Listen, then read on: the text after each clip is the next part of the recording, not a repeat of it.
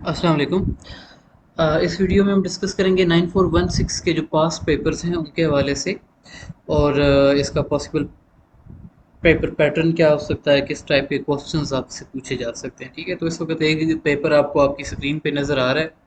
आप इसका question number one अगर देखें तो it is how would you define literature, briefly discuss the most common elements found in literature, give examples. ठीक है, तो लिटरेचर की आपने इसके आंसर में डेफिनेशन लिखनी है और लिटरेचर के जो एलिमेंट्स होते हैं वो चीज़ें जो कि लिटरेचर को लिटरेचर बनाती हैं। ठीक है, फिगरेटिव लैंग्वेज है।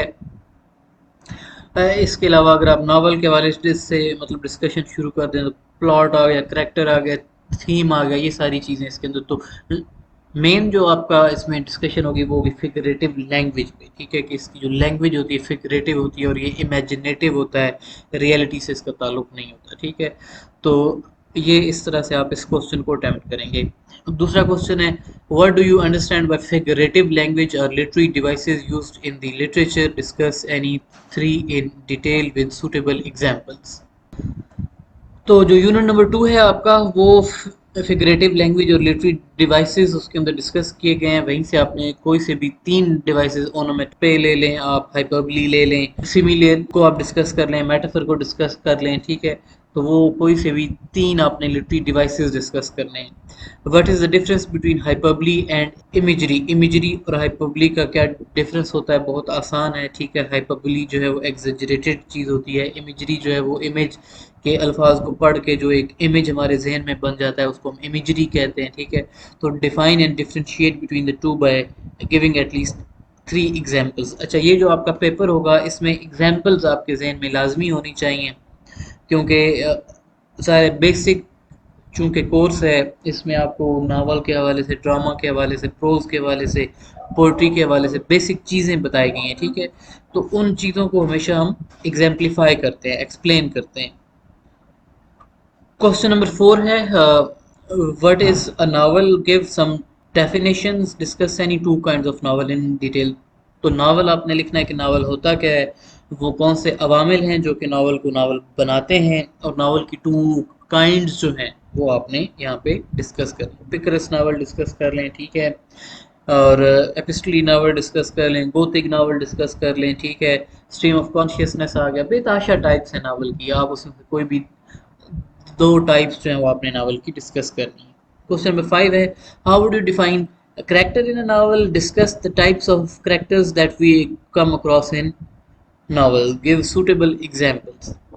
तो किरदार क्या होता है, नावल के अंदर किरदार क्या होता है, और वो जो किरदार हैं उनकी टाइप्स कौन कौन सी होती हैं। तो इसमें यकीनन जो नावल पे चैप्टर है उसके अंदर डिफरेंट टाइप्स डिस्कस की गई होंगी। अब मैंने किताब आपकी देखी नहीं है, लेकिन ये है कि स्टॉक करेक्टर्स होते हैं, फ्लैट करेक्टर्स होते हैं, राउंड करेक्टर्स होते हैं। ठीक है, तो वो जो भी टाइप्स वहाँ पे डिस्कस की गई हैं तो उसको आपने यहाँ पे डिस्कस करना है इसके आंसर में। छठा क्वेश्चन है, you have read in detail about the famous novel the Kite runner. Kite runner के ऊपर वो नावल वाले चैप्टर के ऊपर उसमें मतलब डिस्कशन है। We are sure you must have understood the theme of the novel, briefly discuss the underlying message conveyed through the novel. तो वो तो ज़ाहिर आसान है, कहानी आपने लिखनी है इसके रिस्पॉन्स में कि उसका अंडरलाइंग मैसेज क्या है। Beside Basant, question number seven है, there are quite a few cultural and religious festivals that we celebrate in Pakistan. Can you write a short descriptive paragraph on one cultural and one religious festival? अब ये जो है यहाँ पे creative writing आ गई कि आपने नावल के बारे में पढ़ तो लिया है। ठीक है, कि नावल क्या होता है, पैराग्राफ्स पे मुश्तमिल होता है, डिस्क्रिप्टिव नेचर का होता है। तो अब आपसे यहाँ पे डिस्क्रिप्टिव राइटिंग एक्सपेक्ट की जा रही है, और ये आप इंग्लिश वन के अंदर भी पढ़ चुके हैं जो आपका 1423 का या सॉरी 9407 का कोर्स था उसमें। क्वेश्चन नंबर एट है, drama is classified into two basic categories, tragedy and comedy. Define comedy and write a detailed note on three सब जॉनरास ऑफ कॉमेडी। ठीक है, तो आसान क्वेश्चन है, इजी है।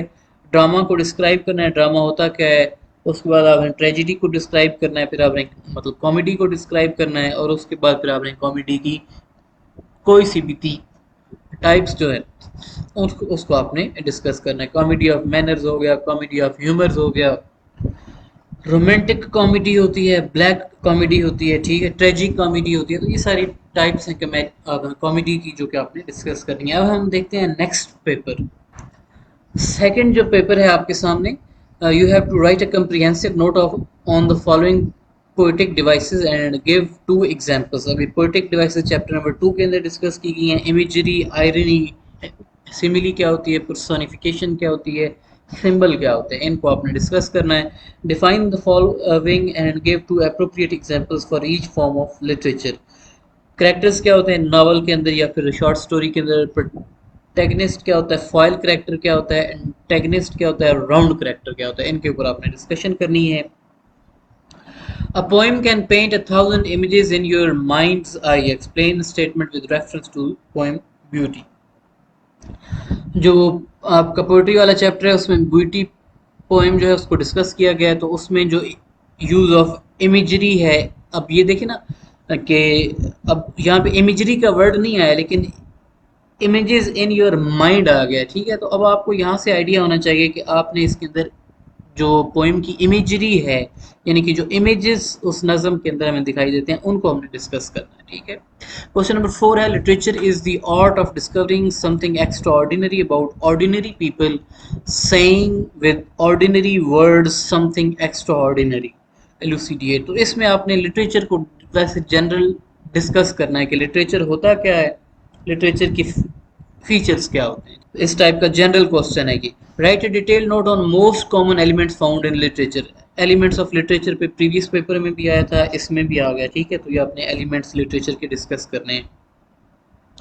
Our childhood shapes the adults we become, explicate the statement by giving reference to the Kite Runner by Khaled Hosseini, ठीक है। छठा क्वेश्चन है, तो अगेन खालिद हुसैनी का काइट रनर जो है उस पर चूंकि डिटेल डिस्कशन की गई है, पूरा यूनिट डेडिकेटेड है, तो ऑब्वियसली इस पे फिर क्वेश्चन आया करता है। उस पेपर में भी था, प्रीवियस में भी और इसमें भी है। क्वेश्चन नंबर 7 है, Robert Frost said that the road not taken was written about a friend of him who, whatever road he went on, was sorry that he didn't choose another. How does this quote help you understand the poem? Beside, write a detailed note on the major theme of the poem. ठीक है। अब the road not taken poem आप अगर पढ़ी है आपने ज़रा syllabus में, तो बड़ी खूबसूरत पोएम है, ठीक है।